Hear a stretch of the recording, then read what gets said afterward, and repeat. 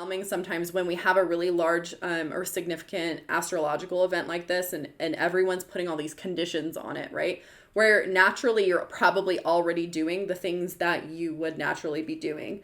So I really received the guidance, the clairaudient message that it's time to receive. Okay. Let's sit with that for a little bit. It's time to receive. It is my time to receive. It is my time to receive. Especially if you have an online business, but really in whatever area you are like working to increase your capacity to receive, it's important to acknowledge different phases, the natural ebb and flow of life and of the universe and of our blessings on this planet. There's going to be natural ebbs and flows, right? A lot of people have felt, and maybe I'm sharing this through like my lens of this is maybe how I've felt, but I know as an intuitive, what I'm picking up, the message is also for other people, right? I don't know why I just needed to explain that. But I just want you to know if I'm ever talking about me, I'm also talking about you, right? Me and you. And you can choose to accept that projection I've projected onto you or not, if it's relevant to you or not. So I've felt in the past that I've needed to pay my dues before I had a certain level of success, right? The lottery and things like that always felt so easy for me because it was completely random. I didn't have to do anything in order to receive it. I didn't have to serve people in order to receive it, right? So a lot of us have been in, here's a good example of this. When I first started my accounting business in 2015, November of 2015, and I was totally lost, blah, blah, blah.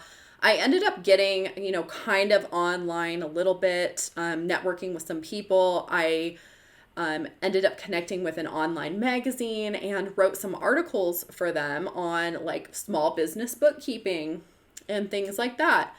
And she loved my articles, and of course it was paid. And of course, like my thought is, if I just put in the work now, like it's going to pay off, it's going to pay off, it's going to pay off, but I need to put in the work now before I can receive anything back from this, right?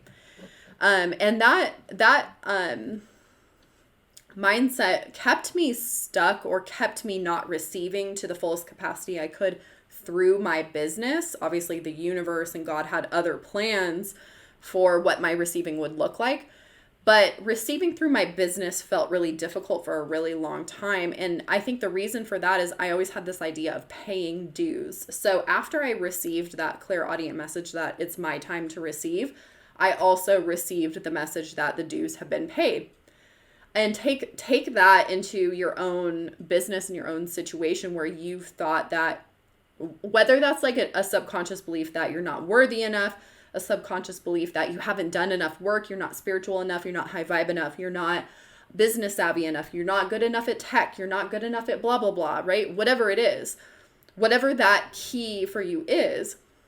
For a long time for me, it was, I don't have the right business systems to, to make this work, right?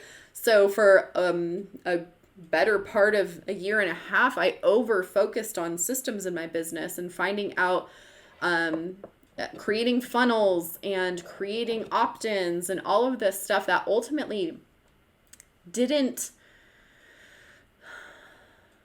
it was an overfocus. It was an overfocus because I felt like I needed that before I was able to have real success in my business, right? And I think that I love like funnels and tech and automation and all of that kind of stuff, right? Roselle and I created a whole program around it. But over focusing on it was one of the things I can honestly look back and say that I'm making more money now by not focusing on it at all, right? I'm not focused on it at all. I'm not focused on building my email list. I'm not focused on all of the things I thought I needed to do in order to make money. And I've been able to receive a lot more as a result of focusing on service, focusing on what I'm providing to people. So I think that the aspect of like doing things for free, like me writing that article for free, Or same kind of vibe when I do, like, for example, podcast interviews and things like that, right? I show up with full 100% energy, and I have when I give, here's the difference between generosity and overgiving, right? Generosity is, it's truly aligned to give, and that's why I'm giving. Overgiving is, it doesn't feel good to give. So when I'm overgiving, I feel drained as a result of it. That's when you know you're overgiving, because a generosity feels different than that. And that's where I posted something today, so you guys might have, seen this post or not seen this post that I made, but I made a post today about kind of how the response I've received from my Patreon, right? And people are shocked at the investment level and the value that they receive, for an $8, $27, or $222 investment level. And I think that that's really sad, actually. I think it's sad that so much of our society has been conditioned to assign a dollar amount to a value, and that we expect to need to pay more in order to receive value.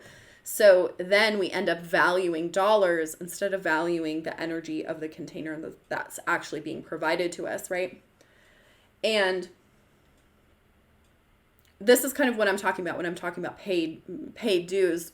It's your time to receive. If you feel like you've given and it's starting to teeter on overgiving, or maybe your generosity isn't being reciprocity, right? It's not being reciprocated. So there's generosity and reciprocity. Reciprocity is a fundamental aspect of energy too, a fundamental aspect of honoring your energy. And when that energy isn't reciprocated via a financial exchange or via some other method, it's not just about money, right? This is about just energy, period.